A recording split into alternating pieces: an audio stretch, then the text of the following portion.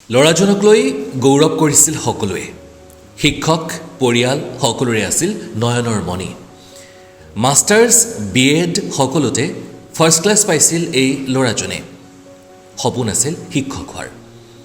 সেইজন ল'ৰাই এদিন খুলিলে চাহৰ দোকান আৰু তাৰ পাছত নমস্কাৰ, প্ৰেৰণাৰ আৰু এটি নতুন খণ্ডলৈ আপোনালোকক স্বাগতম। মই ডেভিড। আজি প্ৰেৰণাত কাহিনী এজন যুৱকৰ, এই যুৱকজনৰ হাৰ নমনা স্বভাৱৰ আৰু তাৰ পাছত জিলিকি উঠাৰ লগতে সেই জিলিকনিৰে আনকো উদ্ভাসিত কৰাৰ। ল'ৰাজনৰ নাম সন্দীপ জোৱাদ্দাৰ। পিতৃৰ আছিল এখন সৰু আইচক্ৰীমৰ দোকান জলপাইগুৰিত। পঢ়া শুনাত চোকা সন্দীপৰ ধ্যান জ্ঞান সকলো আছিল কেৱল পঢ়া আৰু ভাল ৰিজাল্ট কৰা।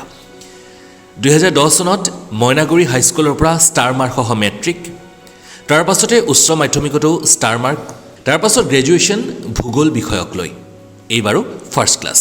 হেঁপাহ যিহেতু শিক্ষকতা কৰাৰ আছিল, সেয়ে নামভৰ্তি কৰিলে এইবাৰ BEdত আৰু BEdতো ফাৰ্ষ্ট ক্লাছ। তেনেকৈয়ে দিন সপ্তাহ মাহ বছৰ বাগৰিল। বিচৰা মতে চাকৰি এটা কিন্তু নাপালে ল'ৰাজনে। আন কোনোবা হোৱা হ'লে হয়তো ছিগি গ'লহেঁতেন ধৈৰ্যৰ বান্ধ। কিন্তু সন্দীপে যেন বুজি পালে যে তেওঁ সময়ৰ অপব্যয় কৰিছে আৰু বিচৰা সুযোগ নাই পোৱা যেতিয়া নিজেই কিবা এটা সুযোগ সৃষ্টি কৰিব লাগিব। আৰু তেনেকৈয়ে ল'ৰাজনৰ সকলোকে আচৰিত কৰা এটা সিদ্ধান্ত, মই চাহৰ দোকান খুলিম। বহুতে মানা কৰিলে, বহুতে পৰামৰ্শ দিলে, বহু কিবা কিবি, কিন্তু সন্দীপ নাচৰবান্দা। আৰু কাষত পালে তেতিয়া জ্যেষ্ঠ ভাতৃক, যি আছিল পেছাত এজন শিক্ষক। আৰম্ভ হ'ল সন্দীপৰ সপোনৰ যাত্ৰা। 2020 চনত জলপাইগুৰিৰ কদমতলাত সন্দীপৰ প্ৰথম চাহৰ দোকান। নাম দিয়া হ'ল চাখোৰ।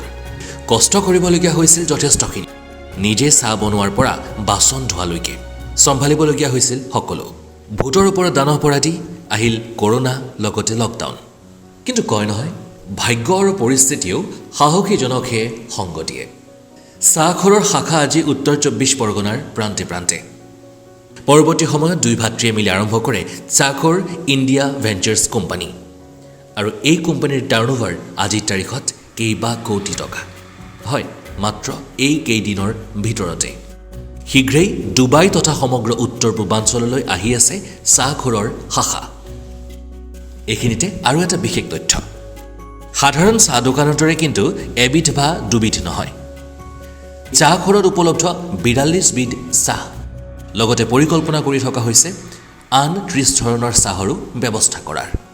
অলপতে এটা সাক্ষাৎকাৰত সন্দীপে কৈছে যে আজিও সন্দীপৰ বংশ পৰিয়ালৰ বহুতেই তথা ক্ৰেতাসকলৰ মাজৰো কিছু সংখ্যকে কোৱাকৈ কৰে, ইমান দূৰ পঢ়া শুনাৰ কি প্ৰয়োজন আছিল যদি শেষত চাহৰ দোকান এখনেই খুলিবলগীয়া হয়।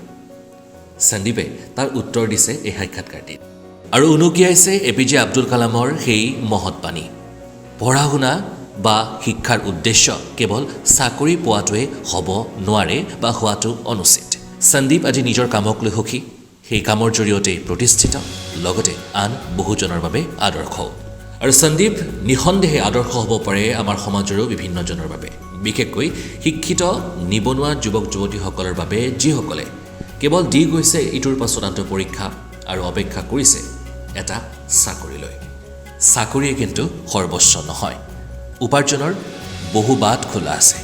কেৱল আমি সেয়া চিনাক্ত কৰিব পাৰিব লাগিব আৰু সঠিক পথত সঠিক সময়ত সঠিক ধৰণে আগুৱাব জানিব লাগিব। নিঃসন্দেহে তেনেকৈয়ে সফলতাৰ বাট বুলিবলৈ সক্ষম হ'ম আমি প্ৰত্যেকেই।